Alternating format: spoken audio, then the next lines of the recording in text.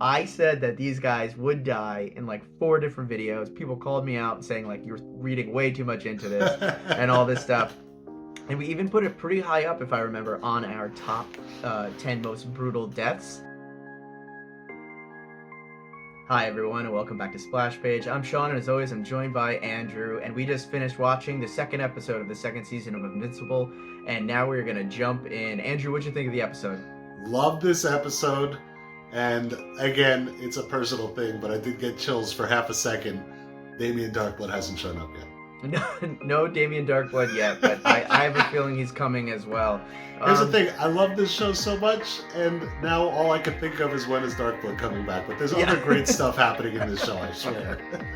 Yeah, there's a lot going on in this show, but you are going to keep a keen eye on any Darkblood sighting, so we appreciate that.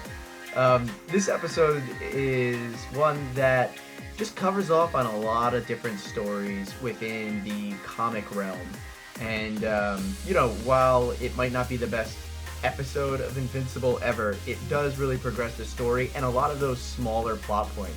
I think once I realized that the episode's name was In About 6 Hours, I Lose My Virginity to a Fish, we knew we were going to get the Aquarius story, which is obviously something we'll talk about here in a little bit. But, Andrew, where do you want to start with this one? I guess they said it best in The Sound of Music. We should start from the very beginning. It's a very good place to start. And we're starting at graduation. So we know Mark and Amber are going to Upstate University, but there is still the need to graduate from high school to be able to go there. So as Principal Winslow is giving his speech, we cut to the audience and see that Mark is not there yet. And obviously we know it's because he's doing Invincible stuff. Yeah, Amber seems okay with it now that they're open with their relationship. Yep. Not that it's an open relationship, but that the relationship is open to the fact that he's a hero. He's not lying anymore. And there was that line, he'll be here, he promised. And I'm like, but then he was there. Yeah. And it's funny, too, because Eve is sitting there with all the rest of the students, but we also know she's kind of been in Africa fixing things, so that must have just been like a nights and weekend thing? No, in the comics, she's in Africa. Apparently in the book, she's just off in the woods somewhere nearby. Oh, that's right. Yeah, that's my fault. Misremembered that. It's all good. It is true in the comics. I was concerned about how loud she was whispering about this is why I don't do superhero stuff anymore in a crowd of colleagues. It's kind of like last episode when Mark is sitting there yelling at Cecil in Burger Mart about being ready to go back out, and then he like slams the table. It's like, we're not really worried about people finding out that this kid's I actually didn't notice it there because it felt like Burger Mart was closed. Like Cecil has that kind of power. But Mark's flying in and out of his house whole time, like in costume. Like people are gonna notice that eventually. Mark wasn't at graduation because one of my least favorite characters in the book and one of my currently growing favorite characters in the show, Doc Seismic, is back. Yeah, with the Magmamites. Who showed up? What was that issue? Issue 36 was the Magmamites. Yeah. And so this is a scene we saw in the season trailer, as well as obviously the trailer for this episode, something we've been expecting, that Dr. Seismic attacks the Washington Monument in Washington, D.C. When he attacked Mount Rushmore, he kind of gave this speech about how, these guys weren't heroes, some of them owned slaves, like just like bad stuff that kind of like hit a chord though. And then here he's like, I just want to have the rocks back in the earth. So kind of like he's the best. Yeah, like you went from like making a statement to like we just want rocks back in the earth. So I don't know. I will say so many of those old 60s cartoons like would have Batman going, well, he wants the rocks, and they would play it serious even though it's a ridiculous premise. Yeah. And they were able to take that ridiculous premise, and here's to the voice acting directing, because sure, Doc Seismic is a lunatic and I love him for that. But it comes off so much better because Mark is dismissive of it. And everyone else is like, what are you talking about? Yeah, and so he dispatches our friend Doc Seismic and heads to graduation. And just two quick things on the graduation point. One, we noticed that they're the graduating class of 2023, which is funny because obviously the show started in 2021, and I wonder if we go back to the first season if we ever see a mention of that year, because Obviously a lot of time has passed in the real world, which they seem to be catching up to, but in the show itself, it was just about a month between the two seasons. Yeah. And the second thing was the emblem for the school. And now this is just me, but over Winslow, there is a logo or a little emblem that is an open book. But to me, it looks a lot like a mustache. And both Winslow as well as obviously all the Viltrumites have mustaches. So just curious if anyone else saw it that way. Yeah. Yeah, so after graduation, the four kind of main characters, Mark, Amber, William, and Eve, are hanging out in Eve's forest house. No, not in Africa. That's on me. Not in Africa. A little underage drinking is happening. Yeah, well, she's making beers out of pine cones. It was, as you do. They were talking about what their plans for graduation, right? So what they're going to do. And Mark was complaining he's always going to be on call. But each of them had some interesting thoughts on what they were going to do. Yeah, it sounded very much like Amber wanted to lean into politics. Yeah, she's volunteering at the soup kitchen. She's making calls for her local comptroller and trying to explain to people what a comptroller is. Yeah. William wants to just binge bad reality television. And I think we've all been there before. Yeah. And then Eve wants to go to Chicago, and help rebuild the city that has been destroyed, which totally makes sense, especially with their powers. We'll get into what Mark is doing because he's always on call, but why don't we talk about Eve for a little bit? Yeah. Because she's heading back to Chicago to help with the rebuilding. She's blowing through all sorts of red tape. She just shows up, surprises a construction crew, rebuilds half a corner of a building. And the construction woman that showed up angry at her, I could see why it would, Eve would be like, hey, I'm just helping out. But I also get her points. We don't know if that's up to code. We don't know what's... Also, you could have just told us you were coming instead of surprising everyone. Yeah. There's no need to frighten everyone. It also kind of felt like you took our jobs kind of thing. But it did feel like that. Like, what are we going to do now? Yeah, but they did totally pay off that anger at the end of the episode. We also see Eve kind of go through some issues with her parents. We had the whole episode about Eve before this season started and saw that these are really her adoptive parents. But they did take care of her and kept her safe. And we find out that her stepdad or dad lost his job and was working at Burger Mart and is a little too proud to take kind of a handout from his superhero daughter. Yeah. Well, he's got his pride, but then this is the first time that it's actually made a little bit of sense. Because the park that the city refused to clean up that she built out of nonsense ended up collapsing and almost killing some people because the land was bad. Right. So. Yeah, so, she can create anything, but that doesn't mean that whatever she creates is perfect and going to stand forever. Or that she has any kind of knowledge of construction, like under the ground and how that works. Yeah, absolutely.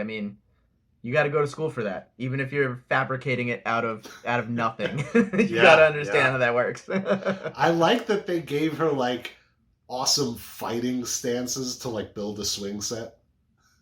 Yep, that was cool. Yeah, that was fun.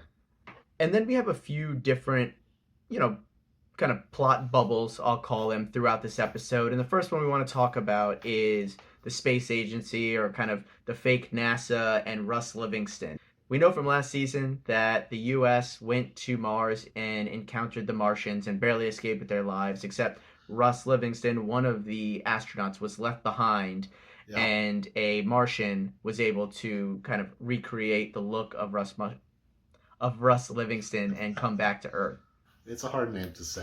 I love this character. He is so uncomfortable when they ask him his thoughts on Mars, and he pretends like you would have to practice to look that guilty.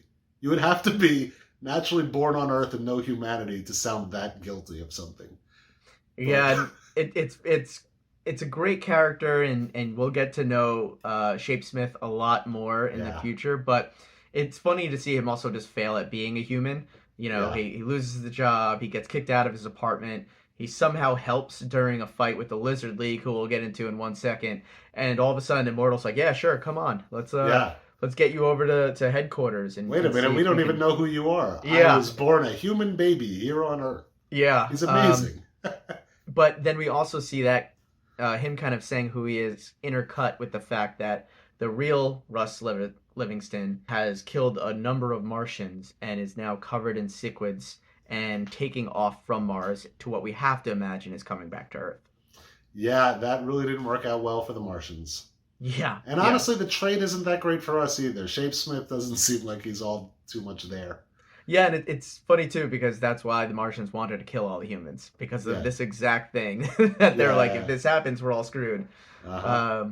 But I think from there we also see a little bit more in Guardians headquarters, and Rexplode kind of gets his own medicine. He is in the shower scene after getting a hard workout from the Immortal and the rest of the Guardians of the Globe, trying to train and be better. He sees that Duplicate is actually with the Immortal in the shower, like he was with Duplicate when he was dating Eve. And so, Andrew, I want to get your opinion on this. The Duplicate that was outside of the shower talking to Rexplode seems to be having a little bit of an orgasm, or someone's touching her. But it's not happening to her. It's happening to her copies that are in the shower with the Immortal. Does this mean that Duplicate can feel what her copies are feeling? Oh, that's interesting, because I know there are storylines from the book where a lot of copies of her get killed off. Now I'm curious how that feels each time a copy dies. Yeah, and I mean, last season alone, I think there were 13 Duplicate kills, and even beginning of this season, I think there was another one. So I forget how many, but we counted them up, and we'll put the link to the video over here. Yeah, I think it's 13 or 14. But yeah, it was a lot. Yeah, it'll be on the end card for sure. And then just quickly on the Lizard League, because we only get a few minutes with them. We do know that the Lizard League has been a part of the show already. We saw them in the Adam Eve kind of pre-season episode. And we actually see the little King Lizard who appears again toward the end of the episode. But they're kind of quickly handled by the Guardians of the Globe. And I do love the Supreme Lizard. He just looks absolutely hilarious. He looks like Serpentor from G.I. Joe's. Yeah. At least from the outfit standpoint, and the face is just hilarious. Yeah, now put Raul Julia's face from the Addams Family in there, and you got Supreme Lizard. Yeah, who, you know what, isn't with us much longer. So, good for a laugh. And guess who's going to be doing some photoshopping tonight? Yeah, best of luck to the Lizard League from here on out. Yeah, I like that the Lizard League shows up. It's brief, it's nothing, but it kind of spreads the world out. It makes it seem like it's bigger than it is. There's stuff happening. Absolutely. And now let's jump into Mark, because obviously, Mark's the reason why we're here. Yeah, the show's kind of named after him. And we see that name pop up very early this week, as opposed to last week. We saw it happen in the post-credit scene. And it does kind of follow that same trend of, here's the black and red that we showed you last episode, and a little bit more cracks off of it. So very cool to see that they're kind of keeping the way that they handle the credit scene or the title screen consistent year over year with a different way of handling it. But the first thing is Mark gets sent on a little mission as Cecil is hearing that Darkwing has been spotted a few times in Midnight City. And as we all know, Darkwing is very dead. Yes. So the first thing you got to mention is Midnight City is just absolutely ridiculous because it is a cursed city and it is always basically at midnight. So it's always in the middle of the night there. And you can actually apparently fly right in and right out of it, which is fantastic. But Midnight City is Gotham City, because you never saw Gotham during the day, really, in the Batman comics. And so as Mark's flying, looking for whoever is posing as Darkwing, just want to pat myself on the back here, because we see on this water tower 2 bodies hung up by the wrists. And this is from the first episode of season 1, when Darkwing gets these 2 guys and hangs them up there and then gets called away to the headquarters and is then killed, leaving these 2 guys up here. I said that these guys would die in like 4 different videos. People called me out saying like, you're reading way too much into this and all this stuff. And we even put it pretty high up, if I remember, on our top 10 most brutal deaths.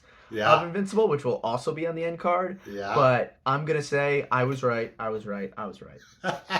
Well, once we get past that, we find out the new Darkwing was Nightboy, the original assistant, not sidekick. Yeah. But he's gone a little crazy, seeing after Omni-Man killed his. It's not his dad. Killed his partner. That's His the word I was looking mentor. for. Mentor. The thing about Darkwing too is he has the ability to actually go into the Shadowverse, which Oh, is I thought it was the Spider Verse. You're right. It is the Shadowverse.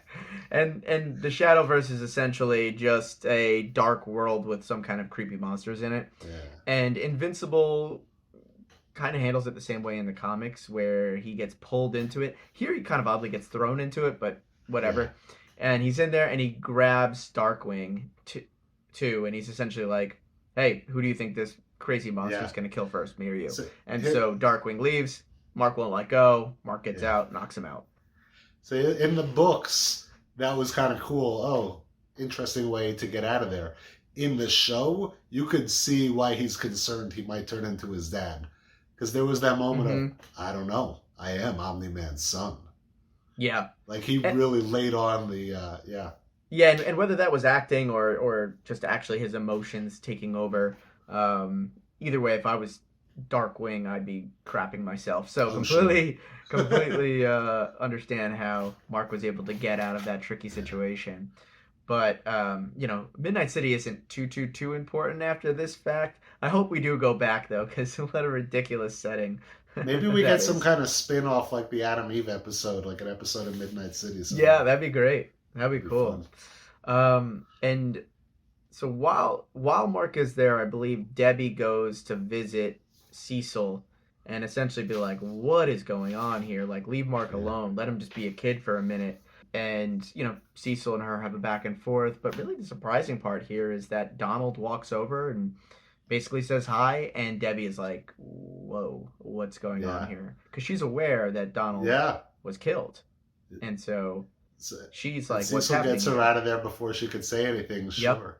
Donald actually seems like the one that's confused. So Yeah. what's going on with Donald? Does he not know that he quote unquote died before? This will be a really interesting thing in the near future, I'm sure.